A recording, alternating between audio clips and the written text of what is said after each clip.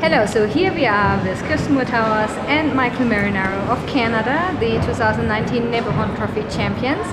And it was their first time in Oberstdorf in Germany. Not in Germany probably, but in Oberstdorf. And they told me beforehand that they loved it here. So how was the experience like in Oberstdorf? Yeah, it is actually my first time in Germany. I've been only to the airport, never actually outside of the airport into the country, so I was really excited. And we've done Salt Lake City a handful of times, Autumn Classic once, but we had never been sent here. Everybody speaks very highly of the Nebelhorn Trophy, so we were excited to come here and see for ourselves, and we loved it. We loved the ability to walk around to everything. We loved the little shops. We loved the mountains, and the rink is amazing. The practice rink, we would have spent every day, all day in there if we could have. It's fantastic. Yes, the last couple of weeks, all of our friends have been telling us how amazing it was, and it did not disappoint. It was an awesome atmosphere. The food has been amazing. We skated pretty good. The crowd was fun. The crowd gets rowdy with a big drum, which is awesome. Yeah, so much fun. Yeah. So and you wanted to go paragliding and wanted to go up to the mountain, so what did you do? We didn't end up actually paragliding today. It was a little bit cloudy and we were a little pressed for time with wanting to get back to cheer on our Canadian teammates, but we took the gondola up to the mountain, so we at least saw it. It was beautiful. It didn't disappoint. Every experience that we've had here has been fantastic, so we're hoping to come back every year. Yes, we're definitely going to need to come back hopefully next year so that we can go paragliding. It's definitely on the list. Yes. You're very courageous. Not afraid of anything, but I guess as a pair skater, you cannot be afraid of anything. No. And so this victory probably sets you up very well for the oncoming events. So how do you feel about your start, your first competition? Absolutely. We were very happy with our performances here. We lost a few levels. Our elements weren't all perfect, so we know the areas we need to build and improve on, but we're learning still. It's still September, so every time we do a run-through, we're learning which places in our program are a little sticky, where our breathing points are, what needs to be adjusted. So every opportunity we have to get in front of a little bit of a crowd and some judges and have a little bit of pressure, we learn a little bit more about ourselves and our programs this year, so we're pumped. Yes, we're definitely very happy with the start. The ball is rolling now. We can build from that.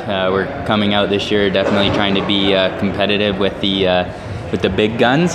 So we're going to have to build from there, but we're on track and we're ready to go home and get back to work before Skate Canada. So you also changed your training environment. You moved from Montreal to Oakville. Correct. And so how was your summer and the new training center? Yeah, it was a tricky off-season because we loved both of our head coaches, Richard Gauthier and Bruno Marcotte, and we had a decision to make. And regardless of the decision that we made, our lives would be changing drastically. So we made lots of pros and cons lists and tried to figure out what was best for us, and evidently made the decision to move to Oakville, and we have been so impressed with the way Bruno has stepped up and showed up and been there for us and has built a really incredible school. We started with very few teams. The first week we had 3 teams, and now 3 months later we have 7. So he's doing an amazing job. He's surrounded himself with a great team. We miss Montreal and we definitely miss Richard, but we know we made the right decision for us. Yeah, we're definitely going to miss Montreal. It definitely became home for us, so we're really excited to hopefully be back there for Worlds this year. Definitely feels even more like home than just being in Canada, having it in Montreal.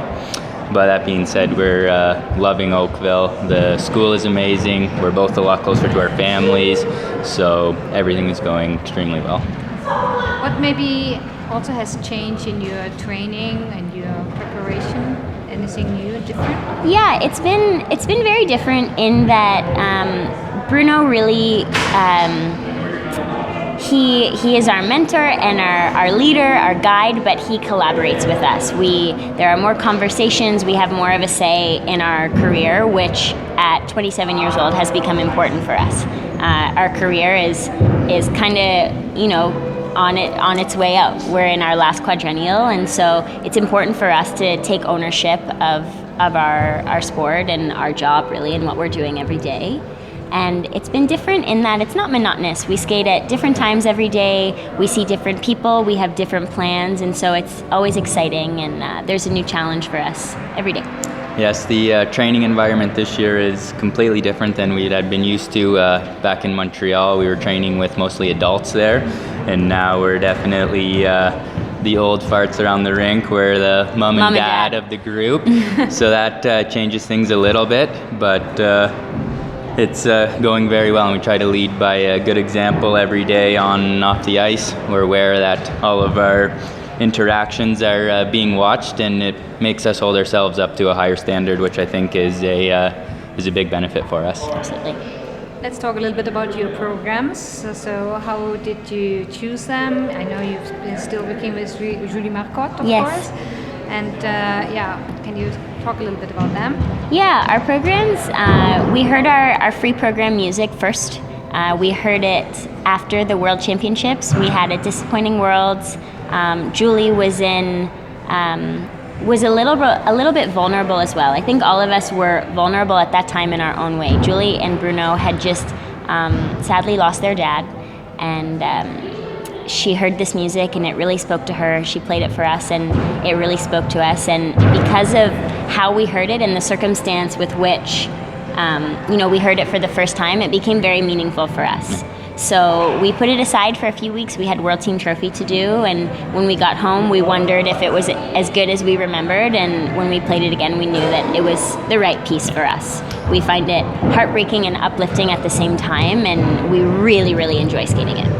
Yes, definitely. After listening to about 20 seconds in, we knew that we were going to be skating to it this year. We didn't even really listen to any other pieces for the free. It was only that, and we knew right away that we would be skating to it. The short was trickier, and I think in all of our years with Julie, this is our 4th year with Julie, yes. Yep. And every year we have a harder time with the short. We always listen to quite a few pieces, would you say? Yep. And kind of flip-flop back and forth, trying to figure out what's right for us. And this year, she brought Love on the Brain to the table, and we weren't sure.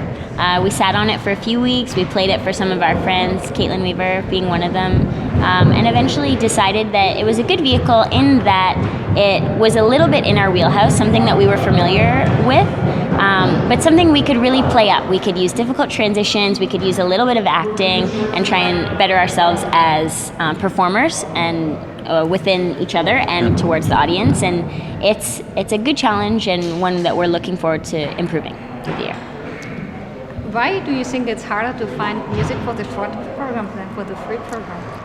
I don't know. No idea. It seems like that's always been the way. Yeah. I'm not sure if there's any particular rhyme or reason.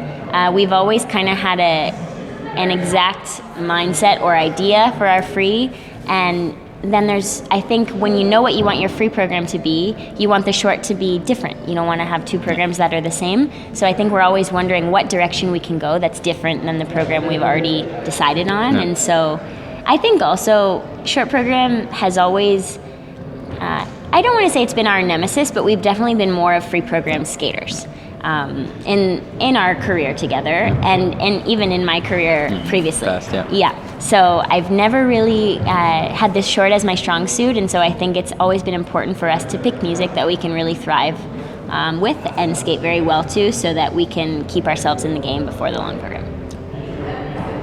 Yes, so as you mentioned before, the World Championships are going to be in Montreal, in Canada, at home on home ice. So what are your goals for the season, and specifically, of course, for the World Championships?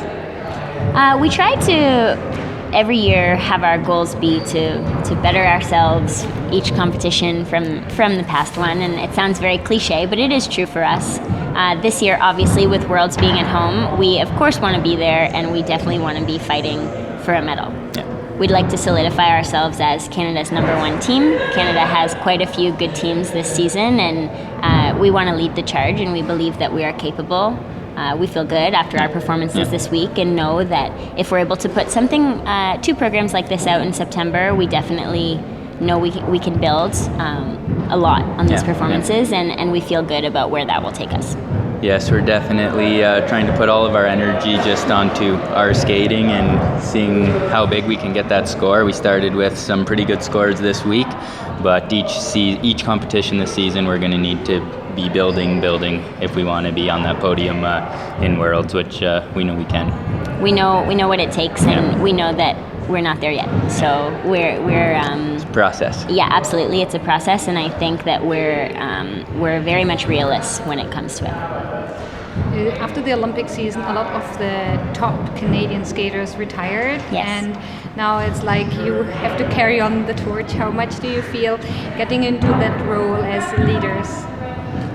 Last year it was difficult, and I think we, particularly me, I had a bad mindset about it. I took too much pressure on for myself, and pressure that came from no exterior factors. It was all me putting the pressure on myself, and I think I took on too big of a role instead of just focusing on my day-to-day challenges and focusing on bettering ourselves every day. So once we got our heads out of that kind of mindset or headspace, we definitely had a bit of an easier time. But this year there's a lot of good stuff coming up in Canada. Yeah. So we know that Canada will be strong again, and we're ready to fight for our spots. Yeah, so we definitely are embracing the leadership role that we now play on the Canadian team. Trying to encourage and help guide some of the younger skaters is definitely what we're trying to do, I guess. Yeah. So we wish you the best of luck for this season Thank and you. the upcoming seasons, and see you soon at your next event, which is Skate Canada. Skate Canada. Canada. And all the best. Thank Thank you very much. Hopefully you'll see us here next year.